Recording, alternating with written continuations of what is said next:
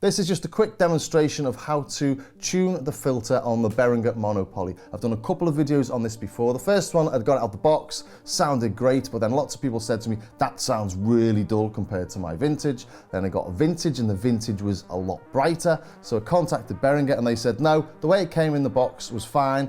They were dull when they came out of the factory. People complained and they modded them. But I couldn't, so that was all anew. But the vintage one was just so much brighter, and I'd found out that there was a mod you could do and you added a resistor. That one didn't have any mods in it whatsoever, so assuming that it was as it was out the factory, as were all the others that people had said to me, mine goes way up into 20 kilohertz. So since then I have found the service manual. I'm not a tech guy, I wouldn't normally read the service manual because it's sort of complete gobbledygook to me basically. But here we have the service manual, and it says set the cutoff and the resonance on full, and then put any single key onto hold and confirm cycle T equals 140 microseconds. But if the cycle of T is 140 microseconds, that means it will cycle 7,100 times in 1 second, which is 7.1 kilohertz, which is what it came like out of the factory. So the trimmers are there obviously to adjust if you need to, but really to tweak to your taste without having to take the front panel off the synth and sort of start pulling everything apart, which is a great idea. It's just a shame Behringer haven't communicated that to us. I don't know why they haven't communicated it to us, but it would make sense to say it's come out 7.1, that's what they all are, the service manual says that, because it's something that people will obviously pick up on. And if you want to tweak it and want to make it brighter like people did, just use this knob and then all would have been clear. But it's all been a bit sort of hazy to me and to lots of other people on forums. There's been lots of chat about it, which is why I'm doing this. So really, this is how you tweak it to make it brighter. First thing you need to do is hook it up to your computer, put a frequency and analyzer on it. I use just Logic's EQ and see where we're getting to. And what we need to do is put all the levels of the oscillators on 0 and turn the cutoff and the resonance on to full. So turn it down over here because it gets really, really squeaky. So yeah, basically you don't want any sound coming out of the oscillators. Firstly, we want to make sure we've just got a simple tone coming through. So that's just a simple sawtooth. So make sure you've got the attack on 0, the release on 0, envelope generator intensity on 0, cut off on full, effects off. You can have it on whatever mode you want on key assign really, I suppose, but I've got it on unison, but you're not listening to the oscillators anyway, so just make sure you've got all the oscillators turned down and you've got no modulation on the filter whatsoever. So let's just double check that. So there you go, a nice plain tone. So then we turn the cutoff all the way down, turn the resonance up to full, and turn the volume down so you don't damage your ears. Then as we turn it up,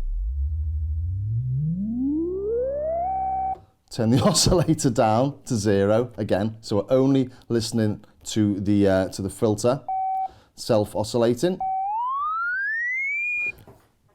Then we put hold on so we get a constant sound. It doesn't matter what key you press because we're not listening to the oscillators, just to the filter. And as we turn that up, then we go and we look at Logic or whatever frequency analyzer you've got to see what frequency you're getting. So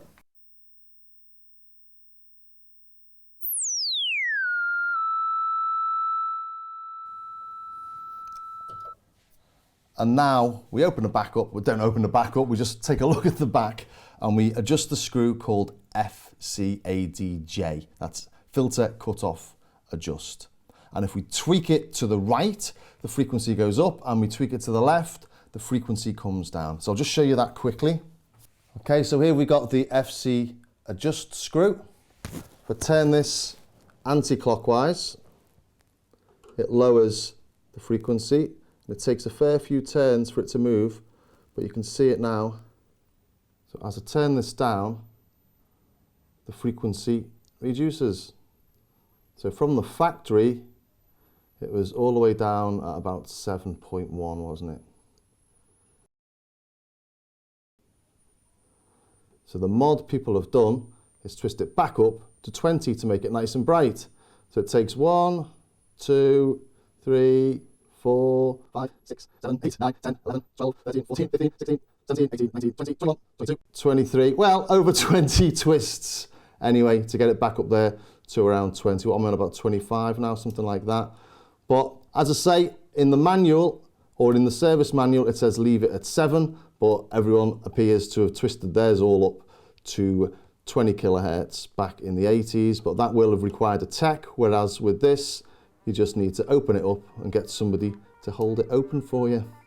So that's it, really simple. It's up to you if you want to have it like it was from the factory from Korg in the 80s at 7.1 kilohertz, or you want to have it at 20 kilohertz. So when some sound dull and some sound bright, that's why. Well, that was of some use to somebody somewhere, and hopefully it's sort of got rid of the confusion surrounding how dull or how bright these filters are, and a sort of apologies to anyone for even maybe making it more confusing by getting the old one and comparing them, because it is odd, but it would be nice to have something in the manual that explains why it's been set up that way and why it might sound different, and what the trimmers are actually for, and maybe how to use them as well.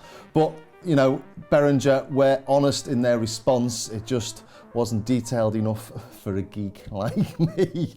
Okay, well, hopefully I'll see you next time. And if you did enjoy that, please think about subscribing and ringing that bell, and also maybe take a look at my Patreon page to help support the channel and keep these unbiased and really confusing reviews coming. I've got hours and hours worth of tutorials over there on how to get the most out of your synths. So I'll see you next time.